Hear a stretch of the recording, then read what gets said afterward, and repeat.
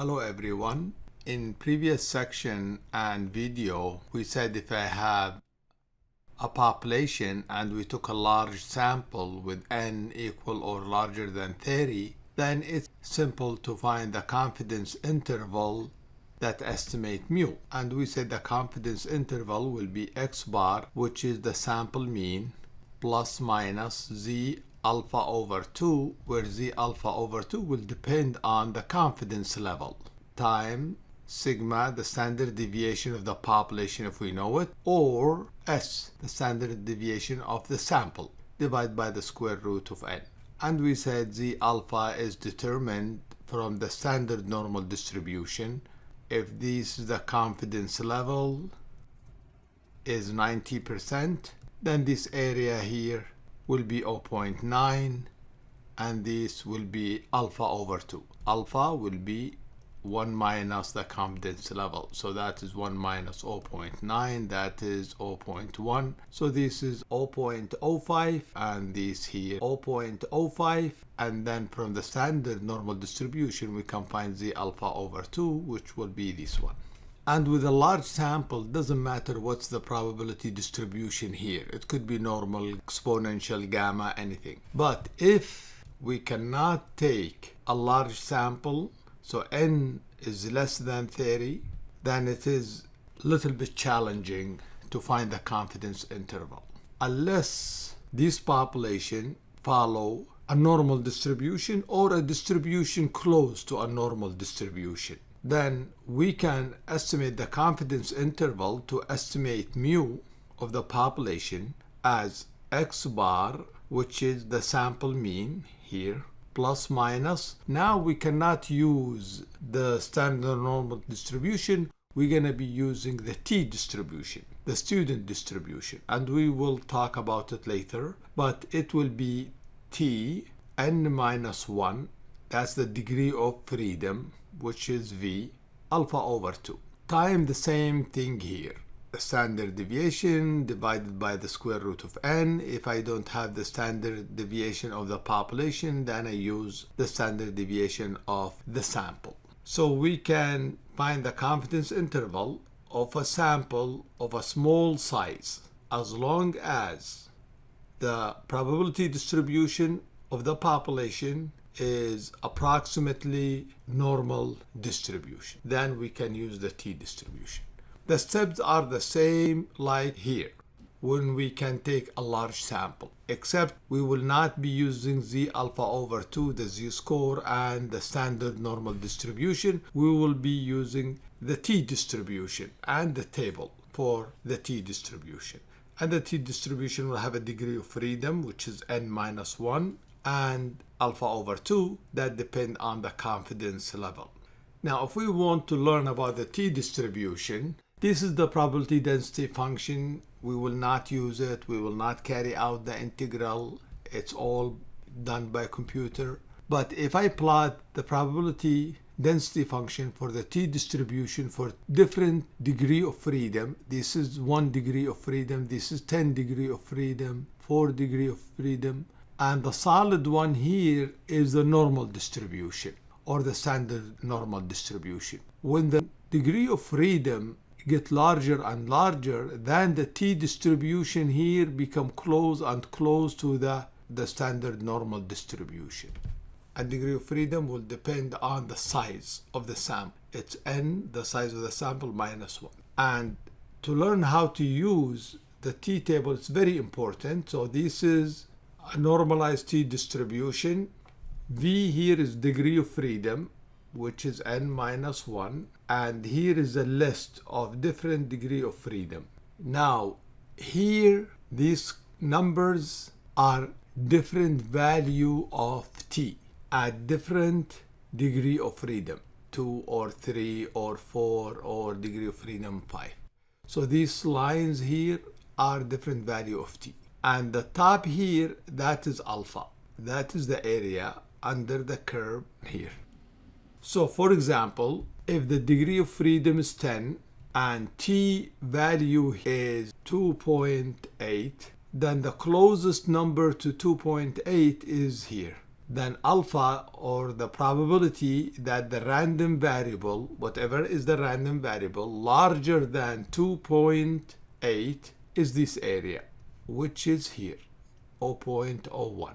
So probability, the random variable x larger than 2.8, where x follow a t-distribution of degree of freedom 10, then that probability according to this table is 0.01. If I told you x follow a t-distribution of degree of freedom 9, and I want to find what's the probability x less than 1.8, well, it follow degree of freedom 9, so that's the degree of freedom here, 9. And I am interested on x or t here less than 1.8. So that is 1.8. I'm interested in this area. So again, we said degree of freedom 9. I look for 1.8. That is the closest to it. 0.05 is this area. So then the area I am asking will be 1 minus 0.05, and that will be 0.95. And that's how we use the t-distribution table. So after we learn how to use the t-distribution, this is how, like we had the z-score equal x minus mu over sigma, and we said sigma will be x minus mu. This is x will be the sample mean, and sigma will be of x bar, so it is the standard deviation of the sample divided by the square root of n. Or if I have sigma of the population, this s can be replaced by sigma of the population. That was the z-score. Same thing now, the t-score. The t-score of degree of freedom n minus 1 is x, the sample mean, minus the mean I'm trying to estimate, divided by sigma of x bar, which is s square root of n. And that's the t-score. Then we use the table for the t-distribution. So let's look at this example just to practice the t-distribution. A random sample of size 10 is to be drawn from a population with approximately normal distribution, and the sample mean x bar equal 4. In this case, they actually gave us approximately normal distribution with mean 4. So they gave us this mu equal 4. And they said the sample standard deviation s equal 1. What is the probability that x bar will be larger than 4.5797? So I have a population. I know the mean is 4, and I took a sample 10, and I want to find what's the probability the sample mean will be larger than this. Well, to solve this, let's find the t-score. The t-score of degree of freedom n minus 1, so that is 9, equal x bar minus mu of the population divided by s, standard deviation of the sample, divided by square root of n. And x bar is 4.5797 minus 4 divided by s, which is 1 divided by a square root of 10. So then this should come 1.833. So now we are trying to find what's the probability t. So we convert x bar to the normalized t distribution of degree of freedom 9 larger than 1.833. This is the same as the probability we are trying to find here. And if we use the table, so degree of freedom 9 and 1.833 is here. If I look here, t is 1.833, then alpha will be 0.05. So this is 0.05, the area. So the answer then 0.05, and that's here.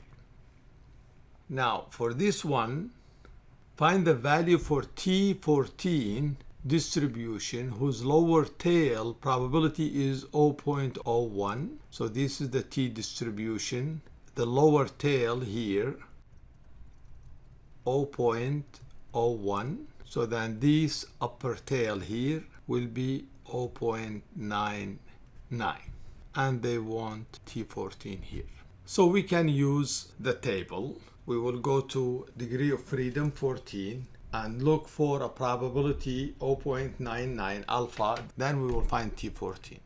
So we go to here, degree of freedom 14, alpha equal 0.01. This will be like T14 degree of freedom, and this is T14. And for alpha 0.01, it's in this table, it's here. And then this is 2.624. Now this alpha will be minus 2.624. And the area here will be 0.99, because this area here is the same as this area, 0.01. So then the green area here will be 0.99. So even though this does not show alpha more than half, and in the problem we were asking T14, that will give us this probability, but because of the symmetry here, if I find for alpha 0.01 T14 and I put it here, then this area will be 0.01, then this is 0.99 what they ask for. So if we go now back, this T14 will equal minus 2.624, and that is here. Okay, now that we are familiar how to use the T distribution, or they call it sometimes the student distribution. So now we are to the core of this section, which is how to use the student T distribution to find a confidence interval for the mean of a population if the sample is small size. So I took a sample n less than 30. These follow approximately normal distribution. Then the mean of the population that I'm trying to estimate, or the confidence interval of the mean, equal x bar, which is the sample mean, plus minus Tn minus 1, that's the degree of freedom, alpha over 2, S is the standard deviation of the population divided by square root of n. And usually data that follow normal distribution or approximately normal distribution, it does not have an outlier, or it's not skewed a lot like exponential, but it could be gamma distribution, or it could be like normal distribution, something approximately close to the normal distribution. Then that's how we find the confidence interval for a specified confidence level. Let's take this example. The article truss and tie model for pre-stressed deep beam present measurements of the nominal shear strength in kilonewton, and they take a sample of 15, so a small sample here, n equal 15, and this is the measurement in kilonewton. Find 99% confidence interval for the mean shear strength of the beams. Well, first, the sample is small, so we have to investigate if the probability distribution is a normal or follow our approximately normal distribution. One way to do that is to plot the box plot for this and make sure there is no outlier. And when we plot it, it looks something like this, so that if I plot it here, this one, it looks like skewed but approximately normal distribution. There is no outlier. So I can use in this case the T distribution. So the first step is find the mean of this data, sum them up and divide by 15, you get x bar. So x bar equals 668.27. The next is find the standard deviation of this 15 data point, and we have done that in chapter 2, and we find the standard deviation equal 192.089. So the confidence interval for a confidence level equal 99% is the following: x bar plus minus t degree of freedom n minus 1 s over square root of n. So that is equal, x bar is 668.27 plus minus t. Degree of freedom is 14. Here alpha over 2. And in this case, the confidence level is 99. So alpha equal 1 minus the confidence level. So that's 1 minus 0.99. So this is 0.01. So then alpha over 2 is 0.005. Time S, in this case, time 192.089 divided by the square root of n, that is the square root of 15. So now we have to go back to the table to find this value. The t distribution of degree of freedom 14 and probability 0.005. What is t? And in this case, it will be, so degree of freedom 14, that is here, and alpha equal 0.005, which is here. So that is t, 2.977. So we go back to our problem, and confidence interval equal 668.27 plus minus 2.977 times 192.089 divided by square root of 15. This equals 668.27 plus minus 147.65. And that's the confidence interval for a confidence level 99% for the mean shear strength of this population. Okay, the same thing here. If I am interested, not two-sided confidence interval, but the upper confidence bound. So I don't care about the lower bound. I don't care about this one. I want to know what is the upper bound here. Then that will be x bar plus the t distribution s square of n. Or maybe my application want a confidence interval for the lowest confidence bound. So my application, I don't care what is the highest it can handle, but I want to know what is the lowest it can handle. Maybe how sensitive is my sensor to a parameter. So I want to know what's the lowest value it can detect. Then the confidence interval for the lower confidence bound will be this one. Now, if you have a normal distribution and you know the standard deviation and the population follow a normal distribution, then you don't need to use the t distribution even if your sample is small, because you already know the standard deviation of the population. But before, if I don't know the standard deviation of the population and it's approximately normal distribution and I am using the standard deviation of the sample, then I use t distribution. Thank you for watching, and in the next video we will talk about confidence intervals for the difference in two means.